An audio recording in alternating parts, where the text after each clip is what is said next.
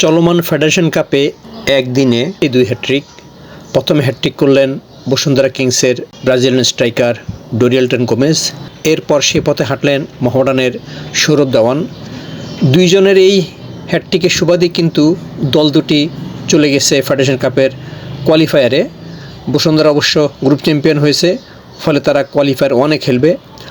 অন্যদিকে মোহামেডান হয়েছে গ্রুপের রানার্স আপ, তাদের খেলতে হবে কোয়ালিফায়ার 2-তে। অর্থাৎ ফাইনালে যেতে হলে মোহামেডানকে এখন 2টি ম্যাচ জিততে হবে। অন্যদিকে বসুন্ধরার সামনে এখন একটি ম্যাচ, ওই একটি ম্যাচ জিততে তারা ফাইনালে যাবে। শিরোপা জয়ের জন্য অবশ্য মোহামেডানকে 3টি খেলা জিততে হবে, আর বসুন্ধরা কিংসের দরকার 2 জয়। গুরুত্বপূর্ণ ম্যাচ ছিল বসুন্ধরা কিংস এবং বাংলাদেশ পুলিশের।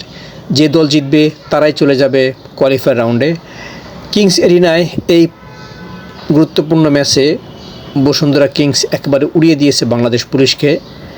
4টি গোল করেছেন ব্রাজিলিয়ান স্ট্রাইকার ডোরিয়েলটন, ফলে তিনি এখন 7 গোল দিয়ে আসরের সর্বোচ্চ গোলদাতা। আর ফেডারেশন কাপে এই প্রথম গোলে দেখা পেলেন মোহামেডানের টাঙ্গাইলের ফরওয়ার্ড সৌরভ ধাওয়ান, ফলে তিনি 3 গোল দিয়ে এখন সর্বোচ্চ গোলদাতার দৌড়ে 3য় স্থানে। এই ফেডারেশন কাপে একদিনে 2 হ্যাট্রিক হলেও প্রথম হ্যাট্রিকটি হয়েছিল গত সেপ্টেম্বরে। 23 সেপ্টেম্বর বাংলাদেশ পুলিশের বিপক্ষে বি গ্রুপের ম্যাচে হ্যাট্রিক করেছিলেন মোহামেডানের স্যামুয়েল বোয়াটাং। ঘানার স্ট্রাইকারের 3 গোলের সুবাদেই সেই ম্যাচে মোহামেডান 3-2 গোলে হারিয়েছিল বাংলাদেশ পুলিশকে।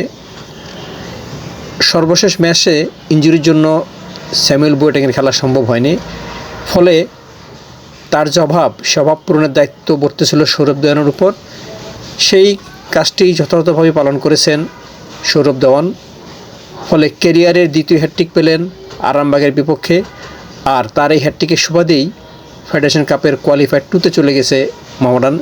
যেহেতু তারা রানার্স আপ, এখন তাদেরকে কোয়ালিফায়ার 2-তে খেলতে হবে এই গ্রুপের রানার্স আপ দলের সাথে। সেখানে যদি তারা জিতে, এরপর তারা খেলবে কোয়ালিফায়ার 3-তে। সেই কোয়ালিফায়ার 3-তে জিততে পারলে এরপর তারা ফাইনালে খেলতে পারবে। অর্থাৎ ফেডারেশন কাপের শিরোপা পুনরুদ্ধারের জন্য মোহামেডানকে এখন 3টি ম্যাচ জিততে হবে। অন্যদিকে শিরোপা ধরে রাখার জন্য বসুন্ধরা কিংসকে 2টি ম্যাচ জিতলেই চলবে।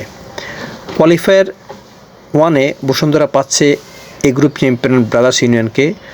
কোয়ালিফায়ার 2-তে মোহামেডান পাবে এ গ্রুপের রানার্স আপ দলকে। এই গ্রুপ থেকে এই রানার্স আপ হওয়ার দৌড়ে আছে ঢাকা আবাহনী এবং রহমতগঞ্জের পয়েন্ট 5 আর ঢাকা আবাহনীর 4। রহমতগঞ্জ খেলবে ইয়াংম্যানসির বিপক্ষে, আর ঢাকা আবাহনীর প্রতিপক্ষ পিডব্লিউডি। 28 এপ্রিল হবে এই ম্যাচ। এখানে আবাহনী যদি জিতে এবং রহমতগঞ্জ যদি হারে, তাহলে আবাহনী রানার্স আপ হবে। আর রহমতগঞ্জ জিতলে আবাহনী 3 পয়েন্ট পেলেও লাভ হবে না। তাই আবাহনীকে অমঙ্গল কামনা করতে হবে রহমতগঞ্জের, আর রহমতগঞ্জ চাইবে নিজেরা জিততে। তাহলে কিন্তু তারা আবার ফেডারেশন কাপের ফাইনালে যাওয়ার স্বপ্ন দেখবে। এই ফেডারেশন কাপের ফাইনালে আগেও খেলেছিল রহমতগঞ্জ, সেবা জিততে পারেনি। যাই হোক, সেটা পরের হিসাব, তারা জিততে পারবে কিনা। তবে দেশের সেরা ক্লাবগুলি কিন্তু এখন ফেডারেশন কাপের শিরোপার রেসে এসে ঠেকেছে। একদিকে বসুন্ধরা কিংস, ব্রাদার্স ইউনিয়ন, অন্যদিকে আবাহনী, মোহামেডান, রহমতগঞ্জ। সব মিলিয়েই দারুণ একটা লড়াইয়ের প্রত্যাশা সকলের।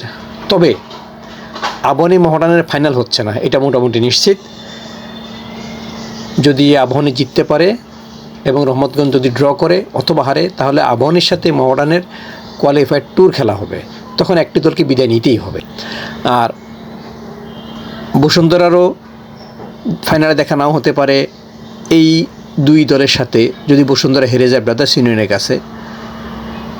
আসলে সব কিছুই পরের ম্যাচগুলোর রেজাল্ট থেকেই জানা যাবে। তবে আপাতত বসুন্ধরা কিংস, আবাহনী, মোহামেডান, ব্রাদার্স, রহমতগঞ্জ, এই যে সেরা 5টি ক্লাব ফাইনালে যাওয়ার দৌড়ে আছে, এটা একটি ইতিবাচক দিক। আর এই ম্যাচগুলোতে ভালো খেললেই কিন্তু বাংলাদেশ দলের যিনি নতুন কোচ দায়িত্ব নেবেন, তার পক্ষে সুবিধা হবে 5 জুন সান মেরিনোর বিপক্ষে ফিফা প্রীতি ম্যাচের জন্য খেলোয়াড় বাছাই করার ক্ষেত্রে। সেই সাথে লিগের ম্যাচও আছে। সব মিলিয়েই দেশের ফুটবলারদের জন্য নতুন কোচের সামনে নিজেদের মেলে ধরার আরেক দফা সুযোগ। দেখা যাক শেষ পর্যন্ত কী হয় রেজাল্ট।